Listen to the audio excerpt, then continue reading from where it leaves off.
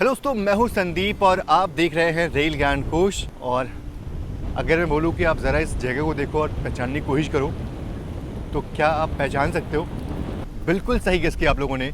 मैं फ़िलहाल हूं धनुषकोडी में, और धनुषकोडी को एक अबंडेंट और एक वीरान शहर जो है ना वो कहा जाता है, क्योंकि ये शहर जो था ये तबाह हो चुका है और यहाँ पे आपको सिर्फ जो पुरानी बिल्डिंग्स है उनके कुछ अवशेष जो है वो देखने को मिलेंगे। हालांकि इसके ऊपर मैंने एक ऑलरेडी वीडियो बनाई हुई है, आप चाहें तो ऊपर आई बटन पर क्लिक करके वो वीडियो देख सकते हैं। फ़िलहाल यहाँ आने का मकसद सिर्फ एक था कि यहाँ से एक बहुत ही स्पेशल जर्नी जो है वो मुझे करनी थी, और वो जर्नी जो है वो है रामेश्वरम से बनारस। फ़िलहाल अभी तो धनुषकोडी में है, इसके बाद से पहुँचेंगे रामेश्वरम। लेकिन एक चीज़ और है कि यहाँ से ना अगर आप थोड़ा और आगे जाओगे, करीब 3-4 किलोमीटर और आगे जाओगे, तो वहाँ पे इंडिया का लास्ट लैंडमार्क जो है वो आपको देखने को मिलेगा। उसके बाद से समुद्री सीमा जो है वो शुरू हो जाती है और आखिर में श्रीलंका की सीमा जो है वो शुरू हो जाती है। तो आगे बढ़ने से पहले ज़रा देखते हैं कि आज इस व्लॉग में आपको क्या देखने को मिलने वाला है। तो हमारी यात्रा शुरू होती है रामेश्वरम से, फिर तिरुचिरापल्ली, विलुपुरम, चेन्नई होते हुए रात में करीब 8 बजे विजयवाड़ा पहुंच जाएंगे। यात्रा तो बनारस तक होने वाली है, पर इस पार्ट में बस यहीं तक सफ़र करेंगे। बीच में सड़क और दोनों तरफ समंदर, वाकई में बहुत ही खूबसूरत था ये। तो धनुषकोडी से सीधा मैं पहुंच जाता हूं रामेश्वरम, और ट्रेन करीब रात में 12 बजे है, तो स्टेशन पे वक्त गुजारने के लिए अपने पास बहुत टाइम है। दिन में जितनी गर्मी होती है यहाँ, रात में चांद की शीतलता से सब कुछ ठंडा हो जाता है।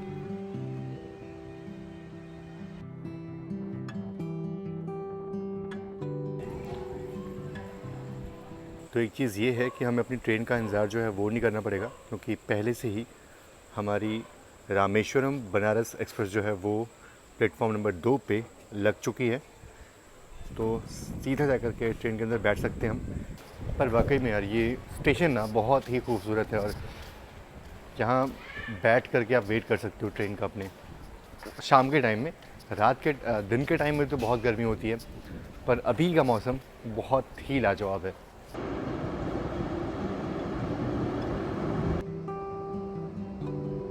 और इस रेल रूट पे मोस्टली जीओसी के एल्को लोकोमोटिव्स ही पावर करते हैं ट्रेन को।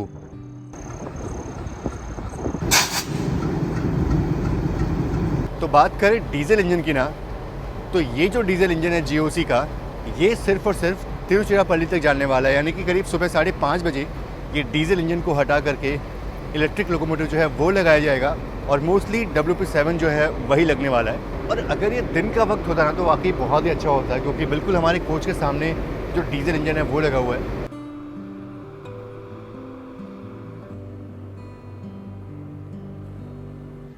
और फाइनली रात के करीब 12 बजे ट्रेन रामेश्वरम को काशी विश्वनाथ से जोड़ने के लिए चल पड़ी है।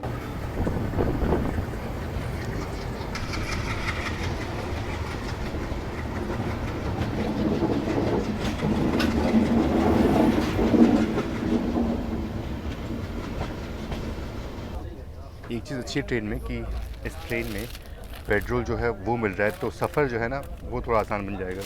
चलिए, पामन ब्रिज जो है बस आने वाला है, तो वो देख लेते हैं।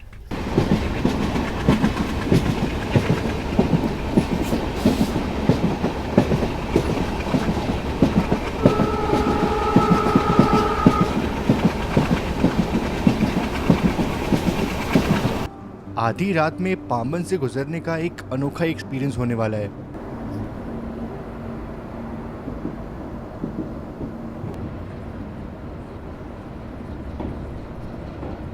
पामन ब्रिज से गुजरने का एक्सपीरियंस टोटली अलग है, बहुत ही अलग है। दिन के वक्त में तो ये आपको नीला पानी यहाँ दिखाई देता है, लेकिन रात के वक्त में यही पानी ऐसा लगता है कि बिल्कुल ग्रे हो चुका है और बहुत ही भयानक लगता है।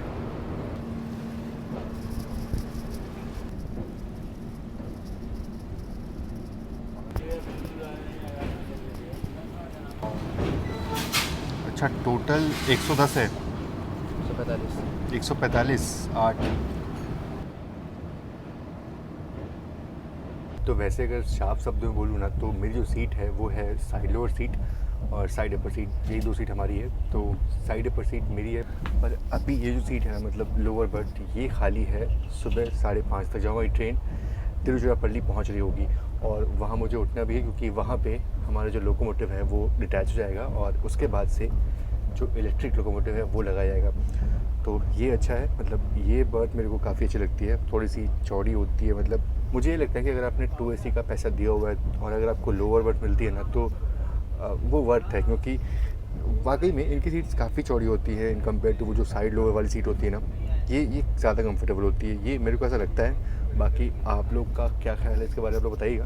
लाइट बंद करता हूँ, रीडिंग लाइट्स।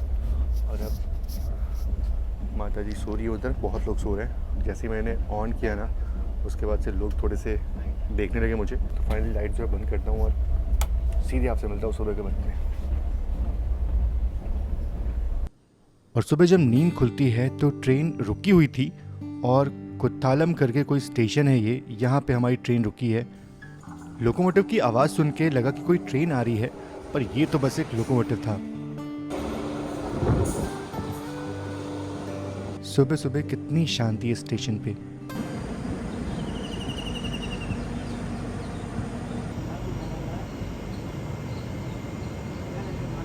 और इस बार कोई ट्रेन आ रही होती है। ये तो कोई पैसेंजर ट्रेन थी WAP-1 के साथ। WAP-1 जो कि WAP सीरीज़ का पहला लोकोमोटिव था। किसी ज़माने में ये लोकोमोटिव बड़े बड़े प्रीमियम ट्रेन्स को खींचा करता था, लेकिन अब। और सुबह की चाय के लिए मुझे स्लीपर क्लास तक जाना पड़ा, क्योंकि कोच हमारा बहुत ही आगे था। और ये मिक्सचर मैंने रामेश्वरम से लिया था, जो कि बहुत ही टेस्टी था।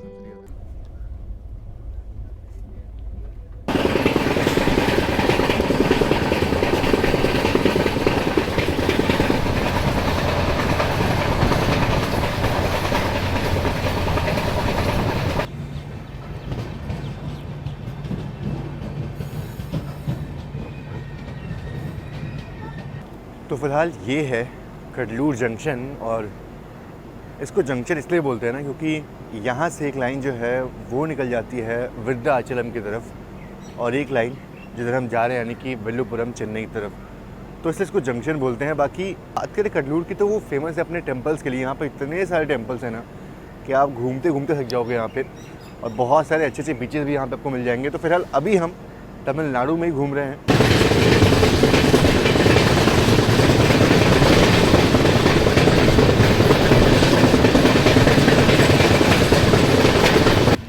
ये कोई सुंदरमगढ़ कोई स्टेशन क्रॉस हो रहा है, और स्टेशन में देख रहा हूँ मैं, स्टेशन पे नीम के इतने सारे पेड़ मुझे दिखे ना, उतने तो किसी एक गांव में ना होते होंगे जितना एक स्टेशन पे इतने नीम के पेड़ दिख गए मुझे। और देखो अभी भी ये सब नीम के ही पेड़ है, शरण दूर वाकई में, और किनारे भी नीम के पेड़। इतने सारे नीम के पेड़ मैं पहली बार देख रहा हूँ किसी भी स्टेशन पे। और जब भी मैं सदर्न इंडिया से होकर गुजरता हूँ तो बहुत ही चुनिंदा कुछ गाने हैं जो जहन में आते हैं, जिनमें से एक है तुम मिले दिल खिले और जीने को क्या चाहिए। और ये लाइन वृद्धाचलम की तरफ से आ रही है, मतलब ये कि विल्लुपुरम जंक्शन बस पहुँचने वाले हैं और हमारी ट्रेन थोड़ा घूम के आती है। तिरुचिरापल्ली से वाया कडलूर पोर्ट होते हुए चेन्नई पहुंच जाती है।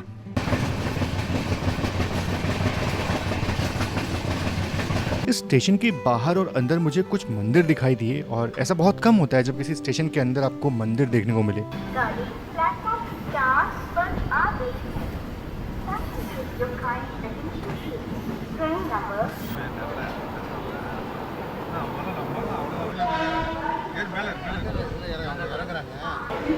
तो यहाँ से भी काफ़ी लोग ट्रेन में बोर्ड होने वाले हैं, और जैसे हम लोग वाराणसी से रामेश्वरम आते हैं, वैसे बहुत लोग हैं जो इस तरफ से वाराणसी जाते हैं काशी विश्वनाथ के दर्शन के लिए।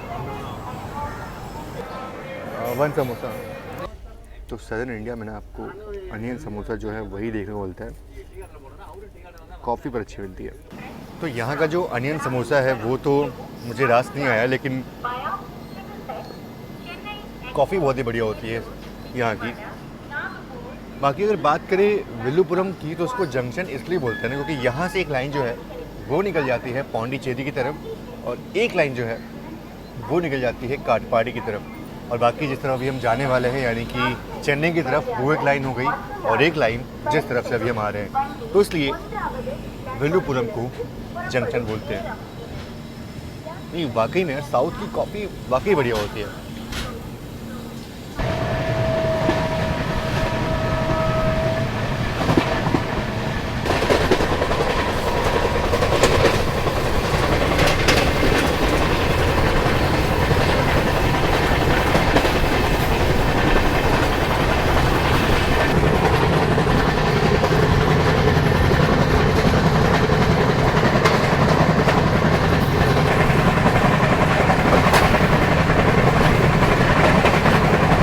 करीब 11:40 होने वाले हैं और पहुंच चुके हैं चेंगलपट्टू।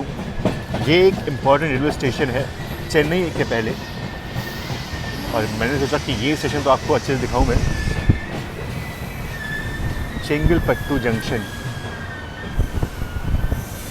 तो फिलहाल वक्त हो चुके हैं सुबह के 11:33 और पहुंच चुके हैं चेंगलपट्टू जंक्शन। वैसे यहाँ पहुँचने का सही समय जो था ना, वो भी अराउंड 11:30 का ही था, तो बिल्कुल ऑन टाइम ट्रेन पहुँची है, लेट बिल्कुल नहीं हुई है। और ट्रेन को इतना स्लैक है ना कि ट्रेन लेट नहीं हो रही कहीं भी, मतलब किसी स्टेशन पे 1 घंटे रुकने के बाद भी आराम से कवर कर ले रही है। तो ये इसलिए हो रहा है क्योंकि इस ट्रेन को बहुत ज़्यादा स्लैक मिला हुआ है। बात करें चेंगलपट्टू की, तो उसको जंक्शन इसलिए बोलते हैं क्योंकि यहाँ से एक लाइन जो है ना, वो निकल गई है अरककोणम की तरफ, और एक लाइन जिधर हम जा रहे हैं यानी कि चेन्नई की तरफ, ये लाइनें आके मिलती है चेंगलपट्टू में, इसलिए इसको जंक्शन जो है वो बोलते हैं। वैसे जो स्टेशन है उसको 1965 में बनाया गया था और इस समय यहाँ पे करीब 9 प्लेटफॉर्म है। और मैंने सुना था कि बहुत सालों पहले जब मीटर गेज ट्रेन इस रूट पर चला करती थी, तो इलेक्ट्रिक मीटर गेज यानी कि YAM-1 जो कि एक इलेक्ट्रिक मीटर गेज का लोकोमोटिव था, वो भी इस रूट पे चला करता था। तो बहुत ही ऐतिहासिक रूट है ये। और ये प्लेटफॉर्म की हाइट देखकर कैसे लग रहा है ना कि मानो यहाँ पे मीटर गेज का प्लेटफॉर्म हुआ करता होगा। प्लेटफॉर्म नंबर 1A हो सकता है, पॉसिबल हो सकता है बिल्कुल प्लेटफॉर्म की हाइट देख करके। थोड़ा सा पावर नैप जो है वो नहीं लगा मैं, और आंखें थोड़ी बंद हो गई, और जब आंखें खुली तो देखा तो चित्तपेट पहुंच रहे हैं, और बस अब कुछ ही देर में चेन्नई एग्मोर जो है वो पहुंच जाएंगे।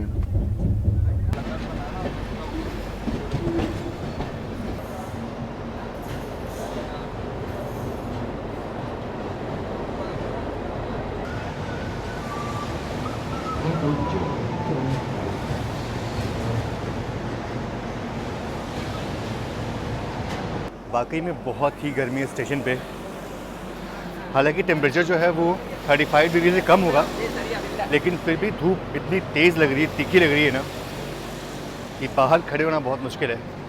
अच्छा, बात करें चेन्नई एग्मोर की, तो यहाँ पहुँचने का सही समय था 12:50 का, पर ट्रेन यहाँ पे करीब 10 मिनट पहले ही आ गई, और यहाँ 1:10 पे अपना डिपार्चर होगा। तो टाइम बहुत अपने पास। दोपहर का वक्त था और हमें लंच भी करना था, तो सोचा कि यहाँ की जो इडली होती है वो वाकई बहुत ही टेस्टी होती है, तो क्यों ना उसको ट्राई किया जाए, जो कि बहुत ही मारा मारी के बाद आखिर में मिल जाती है। अरे ये नहीं है भैया, दे दो यार। और इसका टेस्ट वाकई में बहुत ही अच्छा था। तो अराइवल हमारा बिल्कुल 10 मिनट पहले हुआ था, लेकिन डिपार्चर बिल्कुल ऑन टाइम यानी कि 1:10 पे हो गया है।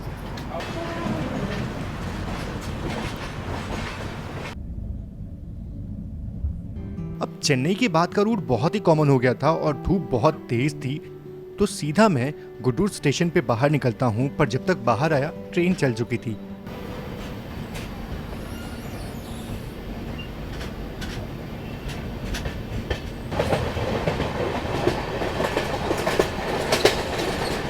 और यहाँ दादी कुछ हेल्प मांग रही थी, तो मैंने इन दोनों की थोड़ी हेल्प कर दी। ज़रूरतमंद लोगों में फ़र्क समझ में आ जाता है अगर आप गौर से उनको देखो तो। और अभी नीलौर में अपना अराइवल हो रहा है।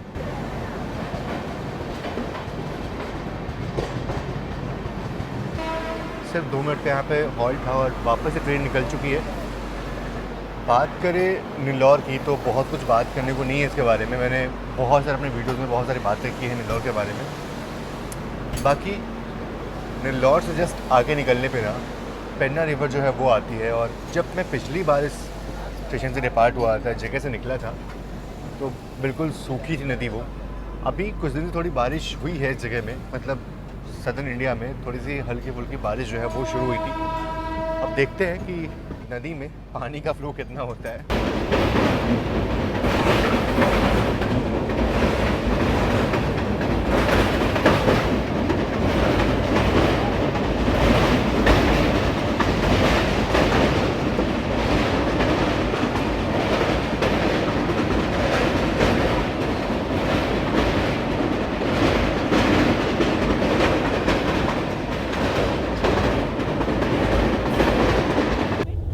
पावर नेट जो था वो ले रहा था, कभी से बैठा हुआ था अंदर ही, बट अब बाहर निकलने का टाइम आ चुका है।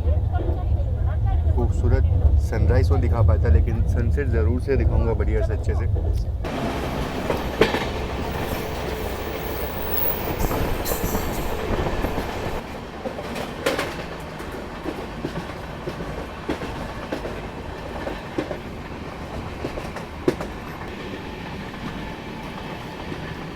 तो आज ना बिल्कुल रेस्ट मोड में हूँ और ये अपना lower berth, side lower berth.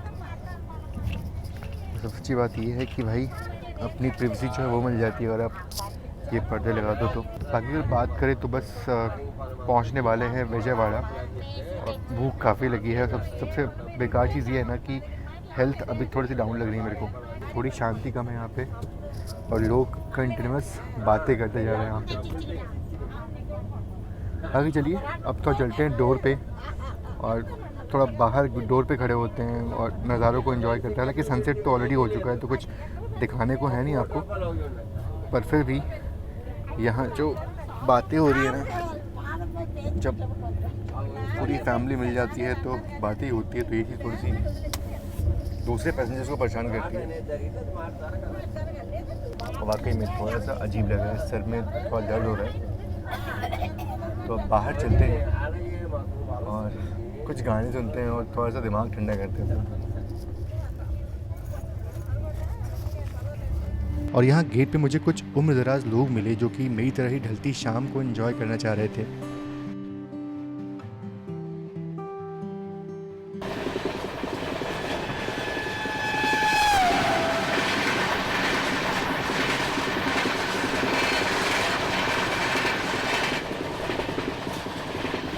तो वक्त हो चुका है शाम के 8:35 और पहुंचने वाले हैं विजयवाड़ा फाइनली।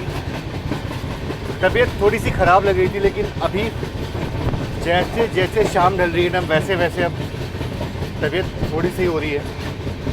चलिए विजयवाड़ा का जो अराइवल है वो आपको दिखाते हैं। साथ ही साथ दुर्भाग्य की बात ये है कि पिछले कुछ दिनों जब भी मैं विजयवाड़ा आता हूँ तो रात के वक्त में ही जो कृष्णा रिवर है वो निकल जाती है, और आज भी रात के अंधेरे में ही कृष्णा रिवर जो है वो निकलेगी। तो आपको कोई ऐसी ट्रेन लेनी पड़ेगी जो दिन के वक्त में विजयवाड़ा से गुजरे, ताकि आपको कृष्णा कनाल जो है, आपको कृष्णा रिवर जो है वो मैं दिखा पाऊँ।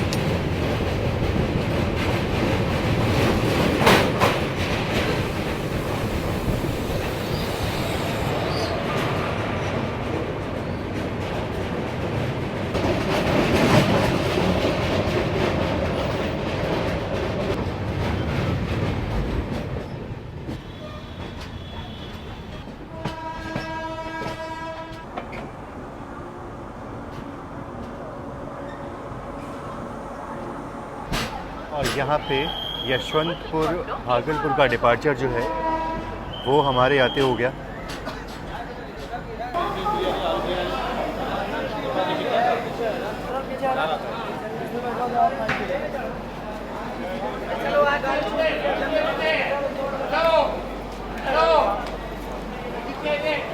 और बात करें विशाखापट्टनम की तो यहाँ पहुँचने का सही समय था शाम के 7:50 का, पर ट्रेन यहाँ पे करीब 15 मिनट पहले आ चुकी है। हालांकि स्लैक बहुत है ट्रेन के पास। सुना है कि विजयवाड़ा में जो बिरयानी है ना बहुत ही कमाल की मिलती है, तो मैंने ऑर्डर कर ली। और एक और चीज़ है कि बिल्कुल पीछे की तरफ ना बहुत सारे स्टॉल्स थे, आपको खाने पीने की दिक्कत यहाँ बिल्कुल नहीं होने वाली। लेकिन अगर आप सेकंड एसी में ट्रैवल कर रहे हो ना तो फिर दिक्कत होगी, क्योंकि आपको पैदल चल के काफ़ी दूर तक जाना पड़ेगा। जैसे कि मैं भी जा रहा हूँ पानी की बोतल लेने के लिए। चलो अच्छी बात ये है कि अपना बिरयानी जो है वो आ चुका है। साथ ही मैंने सैंडविच जो है भी ऑर्डर की थी। एक्स्ट्रा प्लेट मैंने लिखा हुआ था लाने के लिए, तो वो भी भैया ने दे दिया। चलो ये चीज़ अच्छा हुआ। तो ये है वो बिरयानी जो हमने ऑर्डर की थी, बहुत ही अच्छी लगती है। और जब भी विजयवाड़ा आता हूँ ना तो फिर ये वाली बिरयानी जो है ज़रूर से ऑर्डर करता हूँ मैं। चलिए जल्दी इसको फिनिश करते हैं, उसके बाद से मैं देखता हूँ कि आगे कौन सा स्टेशन आपको दिखाना है। हालांकि इसके बाद वारंगल हमारी ट्रेन रुकने वाली है, लेकिन अगर वो मैं दिखाऊँगा आपको तो बहुत रात हो जाएगी। तो अपना अराइवल जो था वो बिफोर टाइम हुआ था, लेकिन अपना डिपार्चर जो है वो बिल्कुल ऑन टाइम हो रहा है विजयवाड़ा से। तो फिलहाल इस पार्ट का अंत तो यहीं पे होता है। बाकी सुबह हमारी ट्रेन जब नागपुर पहुंचेगी तो वहां से हमारे दूसरे दिन की जर्नी जो है वो शुरू होगी और वो जर्नी खत्म होगी बनारस तक। तो फिलहाल इस वीडियो तो इतना ही। बाकी आप सभी का बहुत बहुत धन्यवाद इस वीडियो को देखने के लिए। जय Hind and God bless you all.